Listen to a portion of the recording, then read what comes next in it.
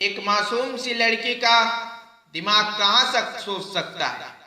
वहां तक जहां वो एक दिन अपने माँ बाप को छोड़कर ये मुंबई जैसे बड़े शहर में निकलती है एक्ट्रेस बनने के लिए, और उसी मुंबई जैसे बड़े शहर में उसके अपने ही हस्बैंड ले जाकर उसे बेच देते हैं, और बेचने के बाद उसे यो सेक्स वर्कर बनने पे मजबूर भी कर देते हैं।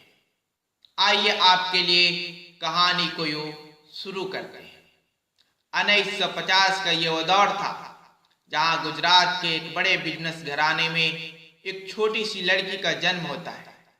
माँ बाप प्यार से नाम रखते हैं गंगा, और गंगा के घर में गंगा बचपन से ही पढ़ने लिखने में काफी होनहार थी और सारी बातों को भी समझा करती थी।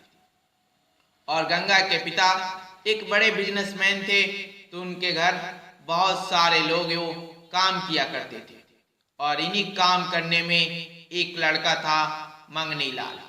धीरे धीरे से वक्त कटता गया और गंगा और मंगनी लाल का नजदीकियां बढ़ने लगी। जब नजदीकियां दोनों की बढ़ी तो गंगा अपने सपनों के बारे में मंगनी लाल को बताने लगी।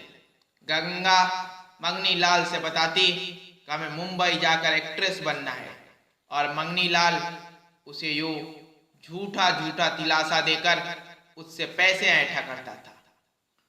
और इन्हीं सपनों के बीच एक दिन मंगनी लाल गंगा को मुंबई भगाने का प्लान बना देता है, और महज 12 साल की उम्र में गंगा मंगनी लाल के साथ मुंबई जैसे बड़े शहर के लिए निकल जाती है। दोनों मुंबई पहुंचते हैं, फिर शादी करते हैं। शादी करने के बाद कुछ दिन गंगा और मंगनी लाल एक साथ रहते हैं। फिर गंगा अपने सपनों को लेकर मंगनी लाल से जिद करने लगी। फिर मंगनी लाल एक दिन गंगा से बोलता है कि यहाँ पे मेरे मौसी का घर है, चलो तुम वही मौसी के घर रहना, और हम कुछ दिनों बाद बाहर से आएंगे, फिर तुम्हें मूवी में काम दिलाने की कोशिश करेंगे। और गंगा खुश होकर यो मौसी के घर जाती है, मगर साहब वो मौसी का घर नहीं, वह एक सेक्स वर्कर का अड्डा था। यानी मंगनी लाल गंगा को लेकर पहुंच गया था मुंबई का रेड लाइट इलाका कमाठीपुरा में।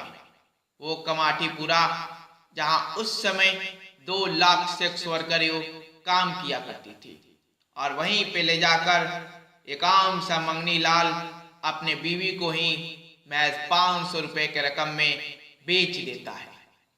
जो गंगा यो मुंबई में बड़े बड़े सपने लेकर आई थी एक्ट्रेस बनने का और बड़े बड़े ख्वाबों को देखने का, वो गंगा अब बनती है गंगूबाई काठियावाड़ा। एक ऐसी लड़की जो सपने लेकर तो मुंबई में आई थी, मगर उसके अपने ही हस्बैंड ने उसे सेक्स वर्क करने पे वो मजबूर कर दिया। और धीरे धीरे से वक्त कटने लगा। गंगा यू सेक्स वर्क में तो बिक गई थी, और रोज दिन कस्टमरों के दिल चाहे ख्वाहिशों को पूरा करती थी। इसी बीच एक दिन गंगूबाई के कस्टमर बनकर एक गुंडा आता है, और वो उसके साथ वो मारपीट करता है। वो गुंडा गंगूबाई को इतना मार दिया था कि गंगूबाई चल भी नहीं पा रही थी। तभी रुक बैठ के गंगूबाई जब रो रही थी तो उसकी एक साथी बोली, ये गुंडा करीम लाला का आदमी है। करीम लाला जो कि उस समय मुंबई का सबसे बड़ा डॉन था।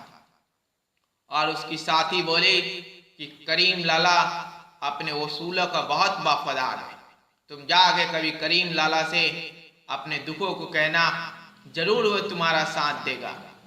और इन सारे बातों को सुनकर गंगा चुपचाप से रहते हुए एक दिन निकल जाती है करीम लाला से मिलने, और करीम लाला के सामने जाके कहती अपने दर्दों को, और दोनों आंखों से आंसू बहाने लगे।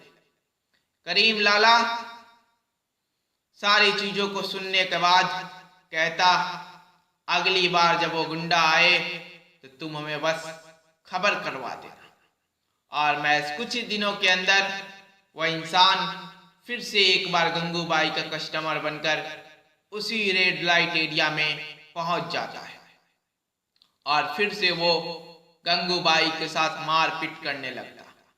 तभी इस बात का खबर करीम लाला को लगती है और करीम लाला अपने पूरे गैंग के साथ वहां आ धमकता है और धमकने के बाद उस इंसान का ऐसा पिटाई करता कि उसकी मौत हो जाती। और उस दिन उस रेड लाइट एरिया में करीम लाला खड़ा होकर कहता है कि गंगू आज से मेरी बहन है और इसकी तरफ कोई आंख उठाकर भी देखा तो वह जिंदा नहीं रहेगा। और उस दिन के बाद एक आम सी लड़की जो गंगा से गंगूबाई बनी थी, धीरे धीरे से उसका जो कद बढ़ने लगा। गंगूबाई जब मुंबई के काठियावाड़ा में उसका कद बढ़ने लगा तो काठियावाड़ा के लोगों के लिए बहुत सारे अच्छे काम किए। जैसे जो लड़की उस सेक्स वर्क में नहीं आना चाहती उसे जबरदस्ती नहीं लाया जाएगा और सेक्स वर्कर्स के बेटे और बेटियों के लिए स्कूल का बंदोबस्त किया। उसके बाद उस समय के हिंदुस्तान के प्रधानमंत्री पंडित जवाहरलाल नेहरू के आंखों में आंखें डाल के मुंबई का आजाद मैदान से ये सेक्स वर्कर्स के लिए हक मांगती हुई नजर आई। सब्सक्राइब करें क्योंकि वीडियो के अगले हिस्से में हम अगली कहानियों को सुनाएंगे।